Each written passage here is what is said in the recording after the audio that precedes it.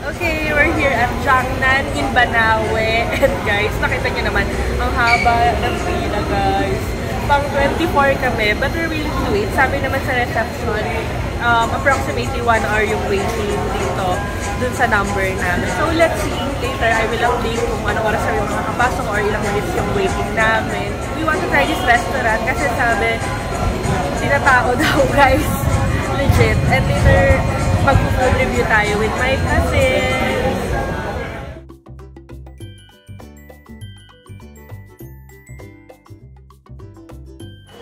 Update guys, 1 hour na yung nakalipas. Ito na naman tayo. From 24, in fairness, pang 12 na naman tayo. Guys, look at my ate. Ayan. Very dog show, charot. Ayun nga, pang 12 na tayo, in fairness. Feeling ko another 1 hour kasi sa 1 hour, 12 pa lang yung napapasok nila, diba? So let's see, update ko ulit kayo kung anong mangyayari. Sana hindi naman abutin. Kasi guys, dumadami pa rin yung tao. Okay, eto na. Original. Mild spicy. Ano pa? Tumayo na kami doon kasi akala namin kami. Pero binigyan lang pala kami ng mayo and all. Meat na lang. Sige. Actually, hindi kami sanay kumain ng mga hot pot. So, tingnan natin later and all. Kano siya? 699 siya pag Friday to Sunday. Tapos, kapag ano siya, pag Monday to Thursday, 599 pesos.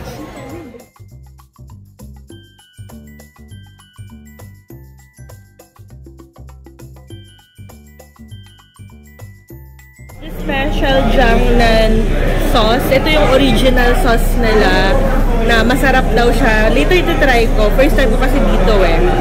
Gusto nyong grill, pwede naman. Pero parang 300 per person yung additional niya. Orange juice na kasama na. Unlimited din ito.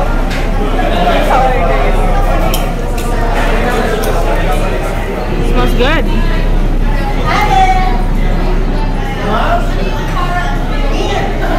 Ito na siya.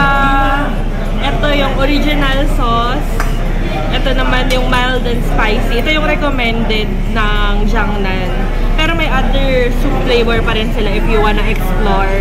Pero as a beginner or first timer dito sa Jiangnan, try natin of course yung best seller nila. Hi Ate Kimi! Can you smell the ano? Bango kaya? Diba? Naamoy mo ba? Amoy namin dito eh. Amoy mo ba? Bango no?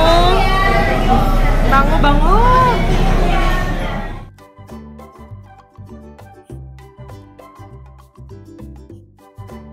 Pwede ka rin gumawa ng personalized sauce mo eh. Ano ba? Ito lang gusto ko eh.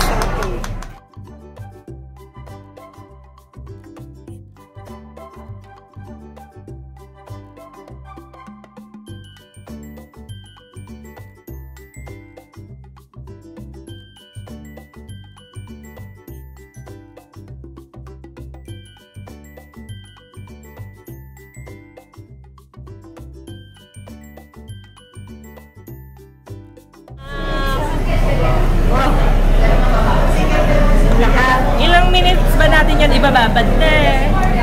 Ano, basta mag-ano sa Maluto. Isa po.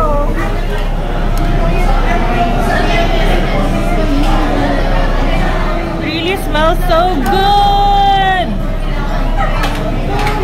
Ayan, nawala na yung usok-usok niya. Different kind of mushrooms. I love mushrooms.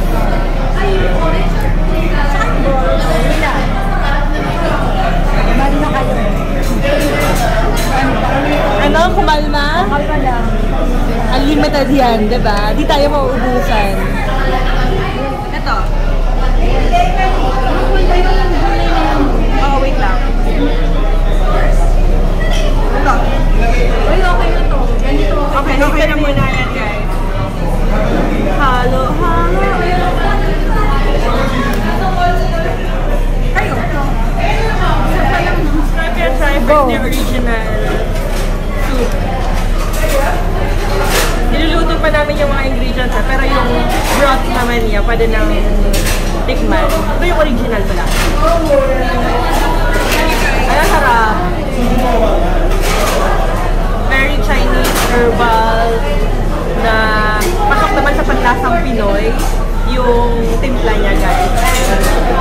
especially sa malamig na panahon. I can't wait to taste the broth talaga, lalo na kapag nag-serve niya na yung luto ng mga meat and veggies. Ito kasi parang kakaano lang, parang broth pa lang. Okay, so sarap i-mix yung ito yung original sauce nila. Mix. There you go. And then I'll try the... Wow. Okay, ayan. Ooh.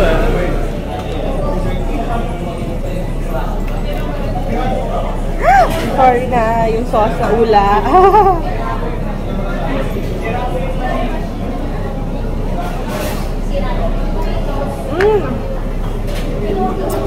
Ang sarap. Lasang-lasa mo yung peanut and sesame. Perfect. Sorry, ang kalat. How was it, ate? Ate? Hindi kami masyado magkaintindihan kasi medyo malayo yung gap and mausok-usok. Pero masarap yung lobster balls for ate. Ikaw, anong gusto mo? So, sarap, no? Ako winner din. Mamaya yung spicy. Yep. Mamaya yung spicy try namin. So, ate's gonna try the spicy. Init. The spicy soup. I think walang masaron dito. Parang ganito din, manghahula ng konti. Hindi masyado. Sinin lang din. Tolerable. Kasi mild lang naman to. Ano? So, magkalasa lang, milder. Ay, spicy ng konti lang. Konting lang. Sige.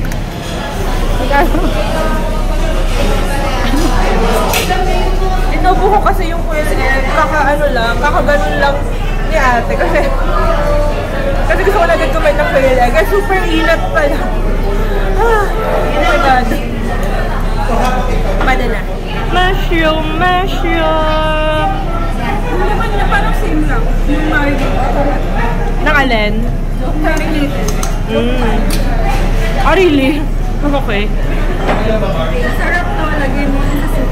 Sige. Naman, try ko yung spicy sauce. Na-try na ni ate kanina, pero try ko din.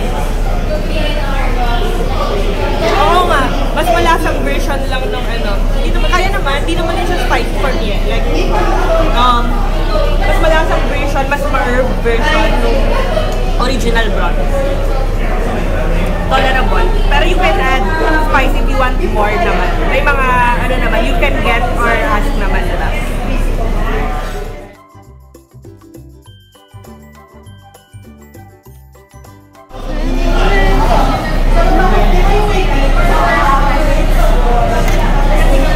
Wag ka nga, ate, pag ito na. Ate!